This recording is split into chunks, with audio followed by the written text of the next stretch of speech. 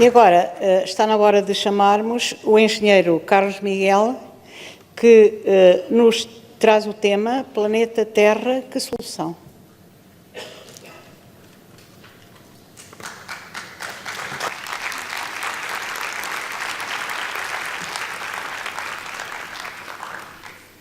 Obrigado a todos, muito boa tarde. Em primeiro lugar, quero agradecer o convite para estar aqui a apresentar um trabalho que é de muita responsabilidade. Há cerca de 2 anos estive aqui a falar sobre como as alterações climáticas, a ameaça que as alterações climáticas representavam para a paz, não é? E como seria ou como será muito difícil, quase impossível, nós termos paz no mundo poluído, no mundo de deterioração ecológica, no mundo de escassez, não é? E desde essa altura até hoje, muitas coisas mudaram. Não é? Mudaram as coisas para pior e algumas melhorias. Não é? Então vamos falar um pouco sobre isso. Este é o ecrã inicial. Aquilo que está pior, não é? Os efeitos das alterações climáticas estão mais graves. Não é? Nós acabamos por senti-los de uma forma mais direta. Até o secretário-geral da ONU, o português António Guterres, instigou que os órgãos de comunicação social começassem, em vez de tratarem de alterações climáticas, falarem na expressão emergência climática. E parece que é um termo que realmente pegou. O mês de julho de 2019 foi o mês mais quente de sempre, pelo menos desde que há registros, certeza que não foi o mês mais quente do planeta Terra desde a sua existência, mas desde que há registros, por volta de meados do século XIX, o mês de julho de 2019 foi o mês mais quente. Tivemos várias ondas de calor pelo mundo inteiro. Aqui na Europa, em mês de junho e julho, tivemos 2 ondas de calor que não havia memória.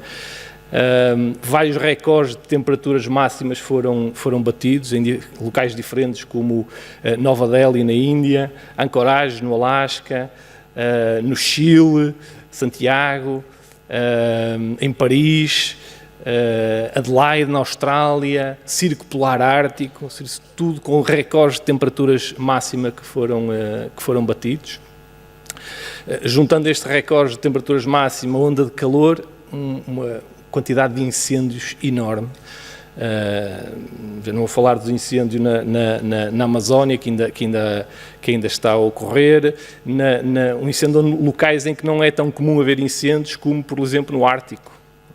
A Agência Federal Russa das Florestas estima que só neste verão tenham ardido cerca de 2,6 milhões de hectares na Sibéria. E no Alasca, cerca de 1 milhão de hectares. Isto significa que só nestes 2 pontos foram destruídas florestas, e florestas pristinas, florestas virgens, de um valor ecológico e científico incalculável, representando quase 3 milhões de campos de futebol. Não é? E é muito espaço. Somando a tudo isto, os incêndios deste ano somaram-se aos incêndios do ano passado, não é? Incêndios terríveis que aconteceram na Escandinávia, na Califórnia, na Grécia. Há 2 anos tivemos nós os incêndios com muito trágicos, por isso não são nada boas notícias. Não é? Outro facto que está a ocorrer é o acelerado de gelo que também está a acontecer. Então, na Groenlândia, temos aqui dados que nos permitem perceber que o degelo ocorrido durante este verão, foi muito superior à média dos restantes anos. Aí temos esta imagem viral daqueles cães a puxar os ternos, onde já não estão a puxar os ternos por cima dos glaciares, estão a puxar, parece um lago, não é? Tenho aqui uma declaração que vem no último relatório do painel intergovernamental para as alterações climáticas, que afirma que o aquecimento do sistema climático é inequívoco evidenciado pelas observações da subida das temperaturas médias globais, o generalizado de gelo e o aumento do nível da água do mar. A influência humana no sistema climático é clara e que muitos dos aspectos das alterações climáticas e os seus impactos continuarão por vários séculos, mesmo que os gases de efeito de estufa de origem antropogénica, origem humana, parassem agora. Não é? Isto é o que a ciência diz. Não é? São os factos científicos. Não é? Infelizmente, e também são más notícias, nos últimos anos surgiram na cena política mundial algumas figuras que desdenham dos factos científicos. Algumas figuras que desdenham dos factos climáticos, desta ameaça climática. E isso são más notícias, sobretudo porque foram eleitos, ou seja, que existe uma grande franja da população que concorda com as suas ideias, não é? Que ainda não percebeu o quanto isto é importante nas nossas vidas. Não é? E as boas notícias? Bom, a melhor notícia que existe é que existe uma crescente consciencialização das pessoas para o problema desta crise climática. Há uma maior mobilização. Não é? De alguma forma, nós começamos a sentir os efeitos. Não é? É como se nos estivessem a avisar há décadas que a ciência nos está a avisar que isto vai acontecer e nós começamos a sentir os efeitos e começamos a agir. Não é? Faz-me lembrar o meu filho, que com 4, 5 anos, nós fomos a um restaurante e ele ficou muito fascinado com um frasquinho que tinha um líquido de cor de laranja e que ele ficou fascinado com aquilo. E ele ia logo deitar a mão e disse, cuidado que isso é piri-piri caseiro. Não? Isso é muito picante. Nem pense em tocar nisso. Não é? E, entretanto, a gente distraiu-se e o aviso não foi suficiente. Ele foi lá mesmo e foi mesmo provar. E ficou completamente à rasca. Não bastou o aviso. Não é? E parece que é isso que está a acontecer. Não bastaram e não bastam os sucessivos avisos que estão a ser feitos. Nós parece que precisamos de sofrer, de alguma forma, algumas dessas consequências para começar a inverter o rumo. Não é? Mas já se começa a sentir que há uma inversão de rumo. Vejam os políticos nestas eleições legislativas. Eles gadanham-se como gatos para tentar saber quem se importa mais com a causa climática, não é?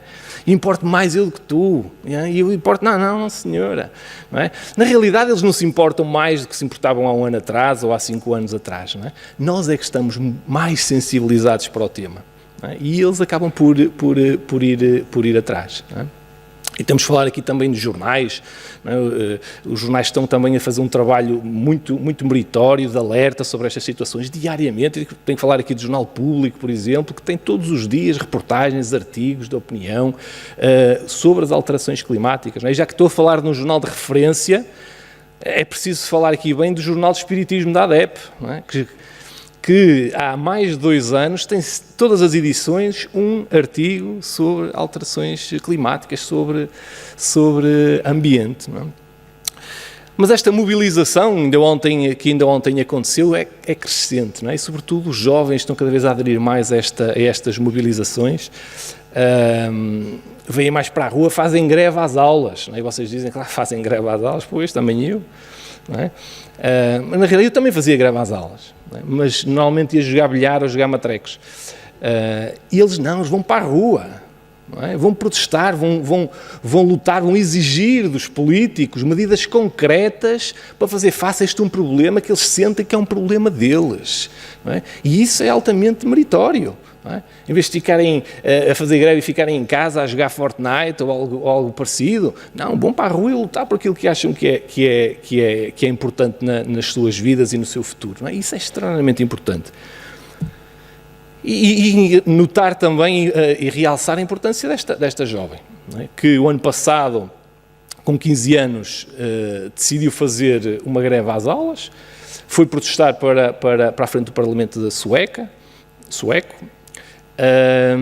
e a partir daí houve uma onda e que acabou por ter um impacto enorme a nível desta mobilização. É um exemplo e é uma lição para todos nós. Porque às vezes nós dizemos que os pequenos gestos não têm importância nenhuma, não vão adiantar nada. Não é? olha, o que é que isto vai fazer? Sou só eu a fazer. Que impacto é que isto vai ter? Não vai ter impacto nenhum. Não, todos os gestos contam. E ela mostrou isso mesmo. Não é? Um pequeno gesto teve um alcance global. Não é? Milhões de pessoas ficaram inspiradas pela sua atitude, não é? E seguiram o seu exemplo. Okay?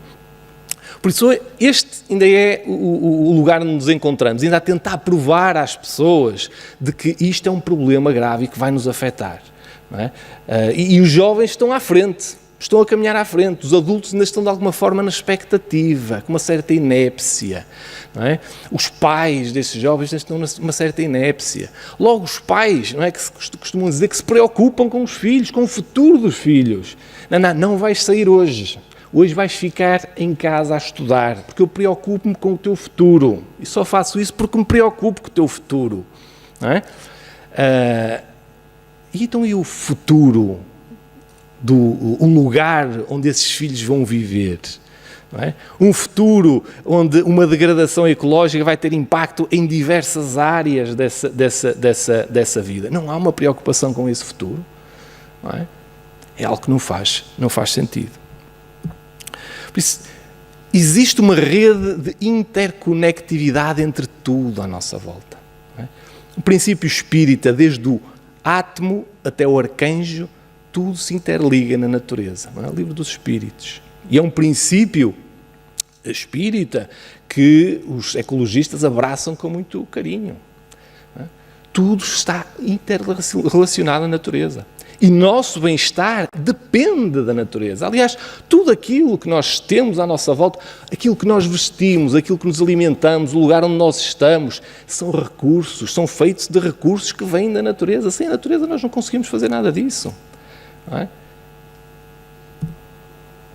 E o mundo não arde apenas do outro lado. As consequências não acontecem apenas do outro lado do mundo. Não, acontecem aqui também.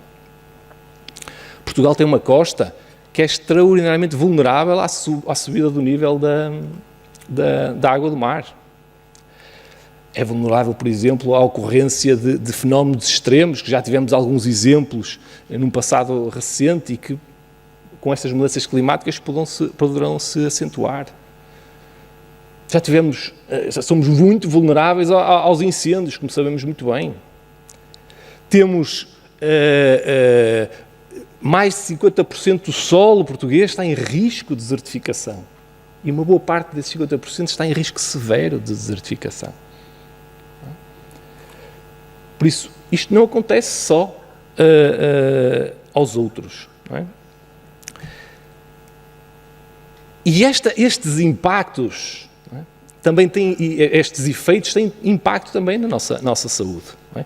Para além do risco do impacto, impacto direto da poluição na nossa saúde, a Organização Mundial de Saúde estima, já não tenho agora presente qual é o número ao certo, mas estima que milhões de pessoas, alguns milhões de pessoas morrem todos os anos devido a causas diretas associadas à poluição. Também existe um efeito na nossa saúde mental. Isto é um estudo de uma universidade dinamarquesa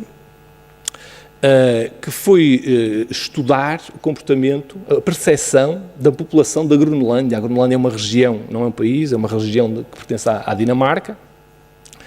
E foi estudar a percepção que a população dinamarquesa, uma amostra significativa, 3% da população dinamarquesa, da Groenlândia, a população da Groenlândia não é assim tão grande quanto isso, mas 3% é uma boa amostra, não há dúvida, sobre a sua percepção sobre as alterações climáticas e o impacto que elas estavam a ter na sua vida.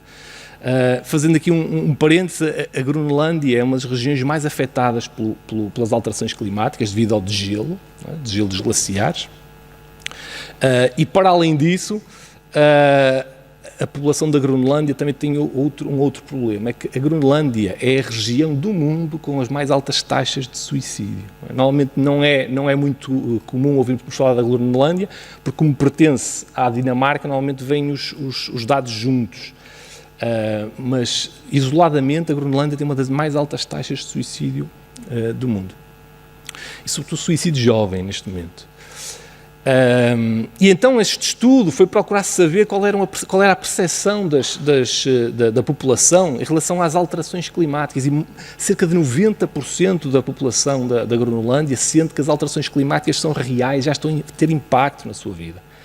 Mais de metade da população sente que essas alterações climáticas já estão a ter efeito nos gelos, estão a tornar os gelos mais instáveis, mais perigosos para fazer os seus transportes, estão a ter impacto na caça, na pesca, de que grande parte da população ainda depende diretamente.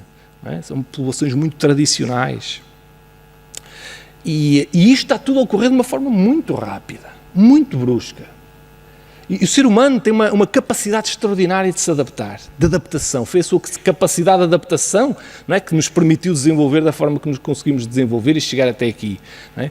Mas existem também limites para tudo. E quando essa mudança é muito rápida, é como se houvesse um desajuste, as pessoas sentem-se desajustadas. Não é? E isso poderá eventualmente desencadear também fenómenos de ansiedade, depressão, que não sou a pessoa mais indicada para falar. E esta senhora que está aqui, Courtney Howard, ela é médica, é presidente de uma associação canadiana de médicos pelo ambiente, não é? que se dedica a populações do Ártico. E ela é entrevistada pelo jornal The Guardian a respeito deste estudo, sobre o estudo pelo artigo que tinha lido. Diz ela que não há dúvida que as pessoas do Ártico estão a ter sintomas de ansiedade, luto ecológico e até stress pós-traumático relacionado com os efeitos das mudanças climáticas. Desafiamos os médicos a reconhecerem o mundo que estamos a herdar. As escolas e universidades não estão a considerar como as mudanças climáticas afetam as pessoas de uma perspectiva médica e psicológica. E por isso nós não estamos a formar a nova geração de profissionais médicos para ajudar as pessoas neste planeta em mudança rápida. Isto é intolerável. Estamos a demorar muito tempo. Aliás, já em 2019, a comissão da revista científica Lancet, uma das revistas mais prestigiadas em termos médicos, alertava que as alterações climáticas são a maior ameaça. Então, que soluções? Não é? O tema do trabalho era soluções. O que é que nós podemos fazer?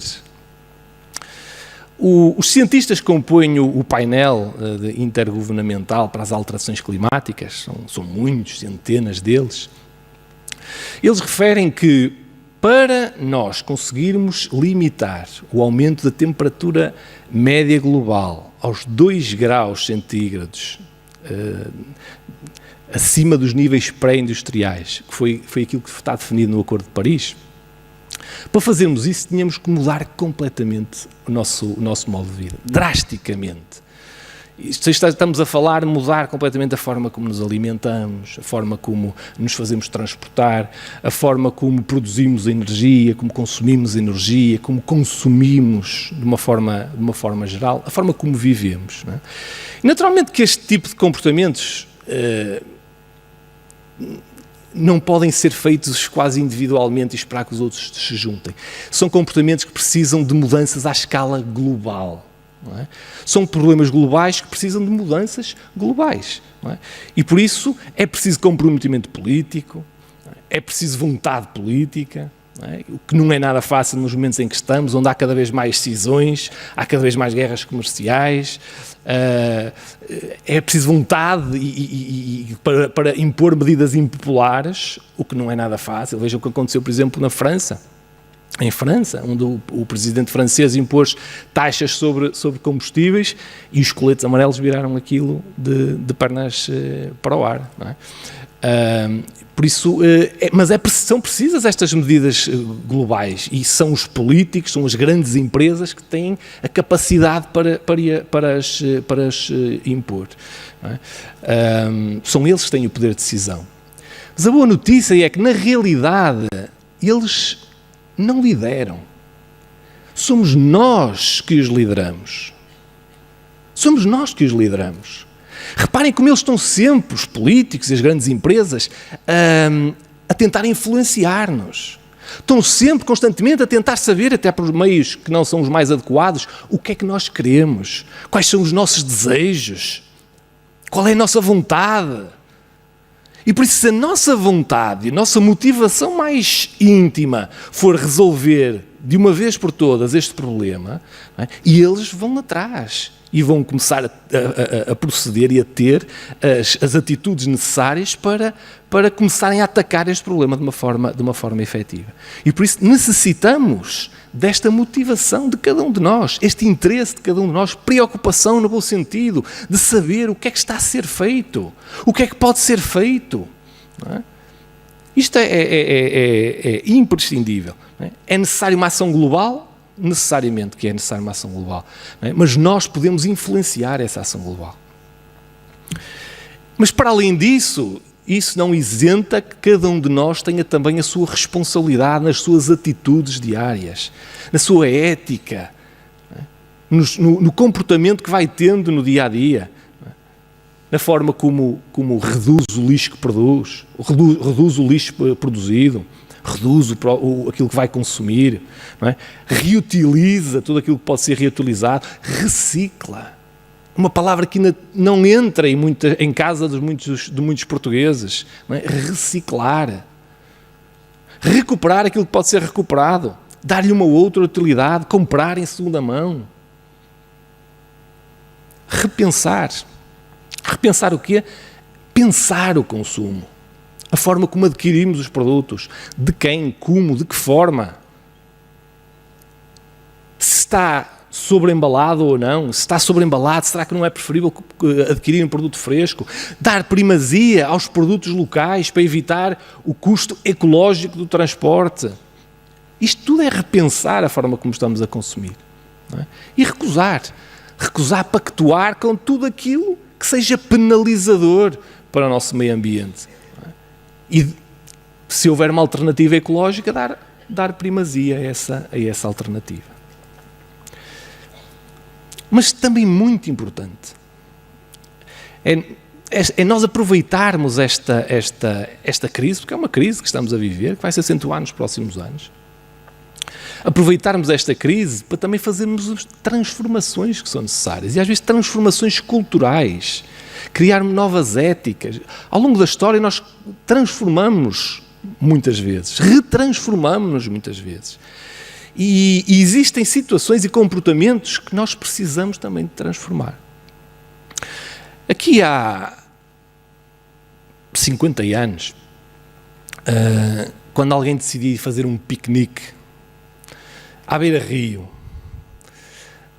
quando os rios ainda eram extraordinários para a gente tomar um banho, não é? Eu já não me lembro dessa altura, porque também não estava a viver nessa altura, há 50 anos. Mas as pessoas iam fazer um piquenique, colocavam a sua toalhinha, punham os seus produtos em cima da toalha, não é? Se tivesse bom tempo iam tomar uma banhoca, não é? Comiam o que tinham para comer, brincavam, divertiam-se, conversavam, e no final, o lixo que estivesse lá, o papel, o plástico, as garrafas, sacudia-se as coisas e elas ficavam lá. A toalhinha dobrava-se, metia-se no braço e continuava-se. Era um comportamento que não era penalizável socialmente. Não é? Era habitual, era normal. Não quer dizer que não houvessem pessoas que não o fizessem, mas era normal isso acontecer. Não é? Hoje isso é completamente impensável. Não é? Hoje, se nós formos na rua e deitarmos um papel ou um plástico para o chão, é um comportamento antissocial. Não é admissível. Não é? Então existem também comportamentos que nós também precisamos de começar a criar normas éticas para eles, porque eles penalizam-nos como sociedade. Não é? Precisamos criar esta ética da simplicidade. No oráculo de Delfos, fica a 250 km de Atenas, no meio das montanhas. Os gregos, não é? iam lá ao oráculo de Delfos para rezar aos deuses, para ouvir as pitonisas a profetizar. E no cimo do oráculo de Delfos tinha uma inscrição que a maior parte das pessoas conhecem, que dizia: conhece-te a ti mesmo. Mas o que menos pessoas sabem é que ela não era a única expressão que estava lá no oráculo de Delfos. Havia outra expressão que dizia: nada em excesso. Nada em excesso. E na realidade o excesso, não sou eu que o digo, O livro dos Espíritos, na lei da conservação, é que o diz.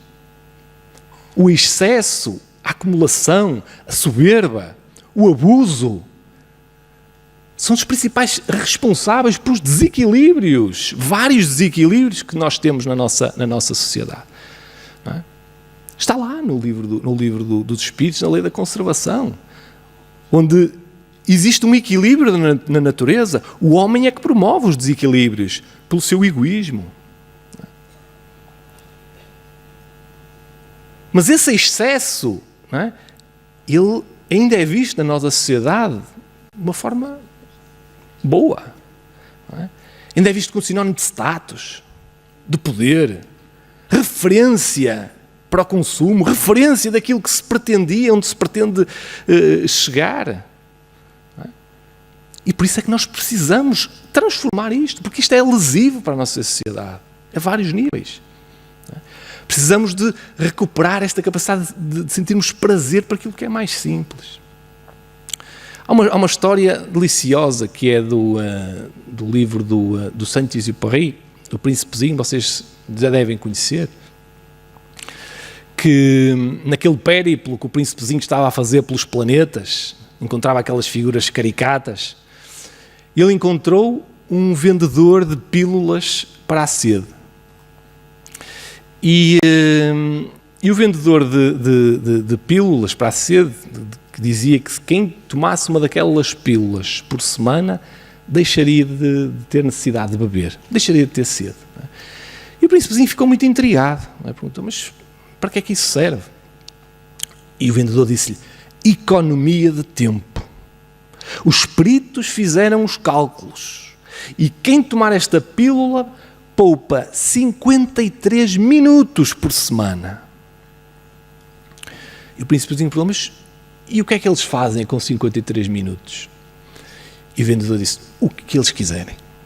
E ele disse, bom, se eu tivesse 53 minutos, eu ia a pé, muito devagarinho, até uma fonte de água fresca. Isto é delicioso. Capacidade de nós percebermos e sentirmos, não é? Aquilo que é simples e tirarmos prazer daquilo que é simples. Sabe, a vida moderna, hoje em dia, ela corre a uma velocidade incrível, estonteante.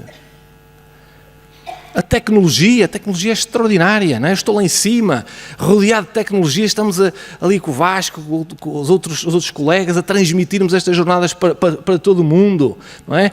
E a tecnologia é extraordinária, deu novos horizontes ao homem, novas capacidades.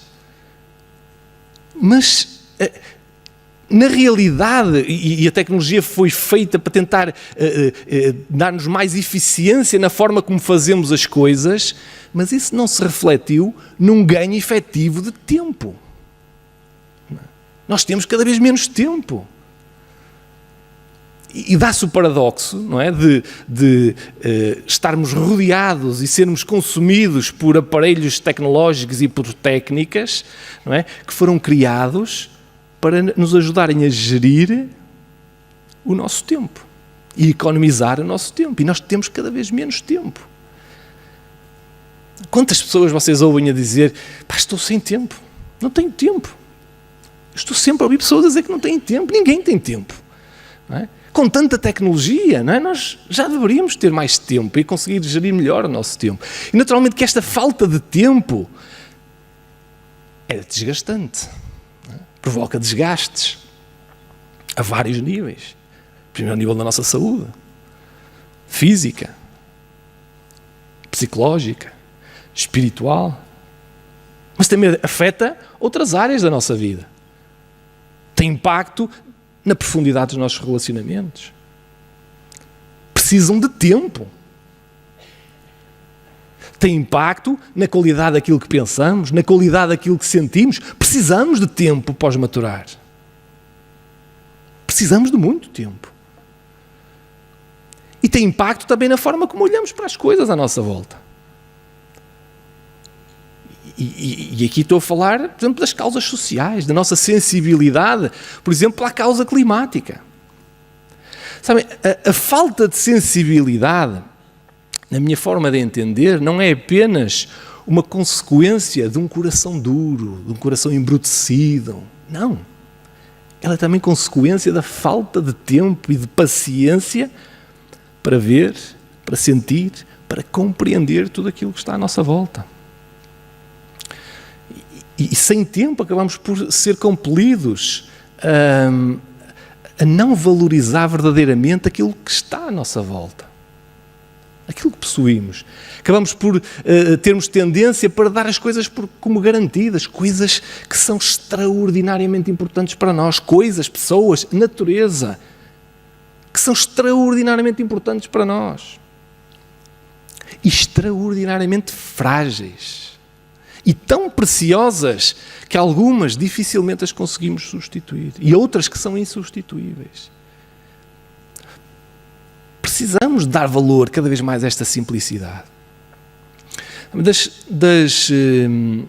Das coisas que mais me emocionam, e felizmente esta não apenas no exemplo na família, mas também o facto de estar na doutrina espírita e falar com tantas pessoas deu uma oportunidade de falar com viúvos e viúvas. E emociona-me vê-los, não é, a descrever a sua dor, a sua saudade.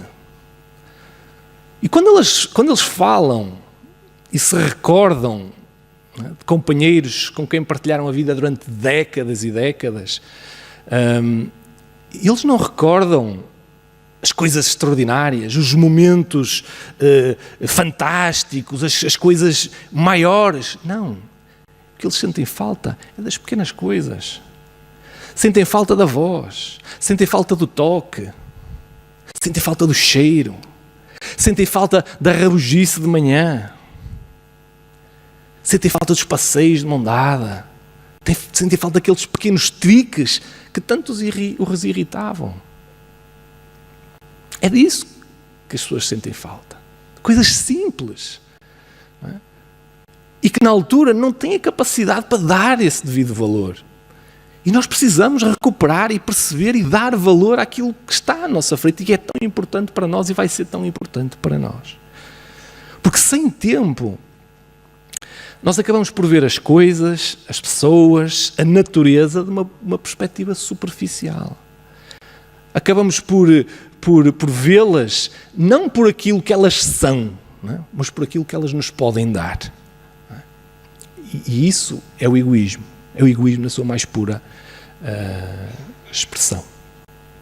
E não temos então a capacidade para perceber aquilo que é realmente essencial na nossa vida. Esta imagem que está aqui retrata uma passagem do Evangelho de Lucas, quando Jesus vai visitar as irmãs de Lázaro, a Maria e a Marta. E quando Jesus chega à casa das irmãs de Lázaro, as duas tiveram comportamentos diferentes. Maria foi ajoelhar, sentar-se aos pés de Jesus. Ela queria beber de todo o conhecimento, a sabedoria, toda a paz que Jesus emanava. Não queria perder pitada. Ela queria estar ali. A Marta, ela teve um comportamento diferente. Ela sentia que tinha visitas ilustres em casa. E tinha. Não é? Então ela estava preocupada em que nada faltasse. Queria que tudo estivesse impecável. Não é? Ia buscar água, ia buscar flores, ia arranjar a mesa, limpar. Tudo tinha que estar impecável. E ela estava cheia de trabalho. Não é? E quando nós estamos cheios de trabalho, não é? E alguém que está ali sentado a não fazer nenhum, não é? O que é que acontece? Começa-nos a subir uns calores, não é? Começa-nos a subir uns calores e começamos a ficar irritados. Não é? E foi o que aconteceu com a Marta. Ela começou a ficar irritada e foi ter com Jesus.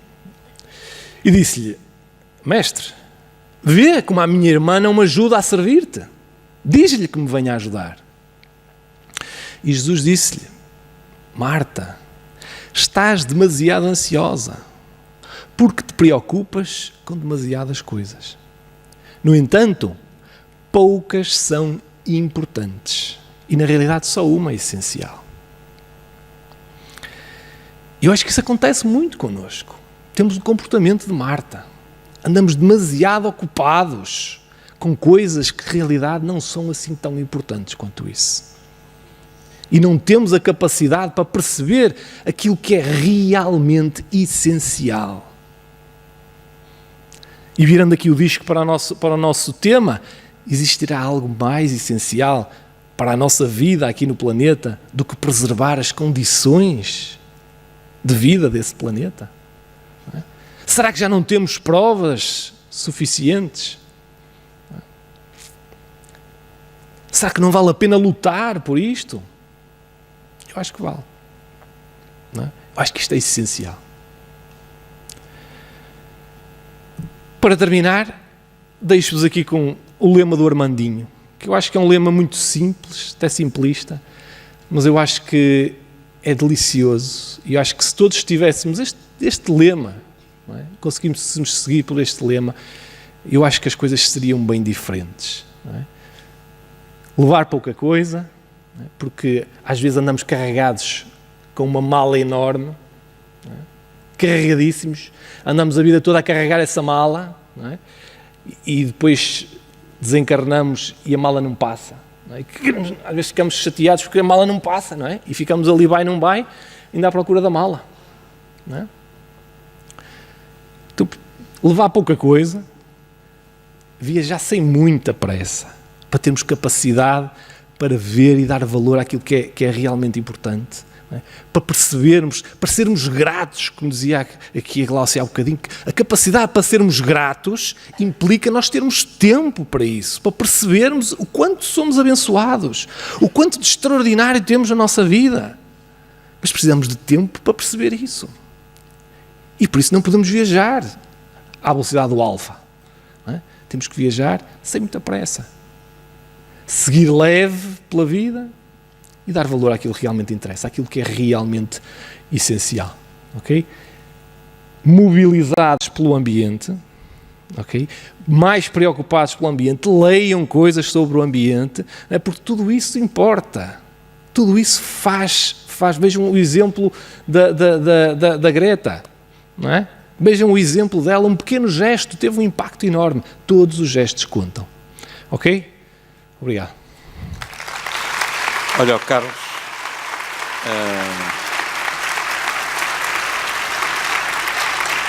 costuma-se dizer que a música é a linguagem universal. Tanto é bonita na China como em Portugal, até rima. Depois das lindas melodias do Maurício Virgem, depois da música da medicina que a doutora Glaucia trouxe, fantástica, eu sinceramente não consigo perceber como é que uma pessoa que é do Porto fala tão bem. Se tivesse aqui a minha amiga Mary Dó, dizia assim: ó menino, você tem o dom da palavra, caralho. Sempre com sotaque, não é? Não é fechado, mas está lá. Olha, que a voz não te doa também, continuas a falar assim. Deus te pague, muito obrigado por estares presente. E agora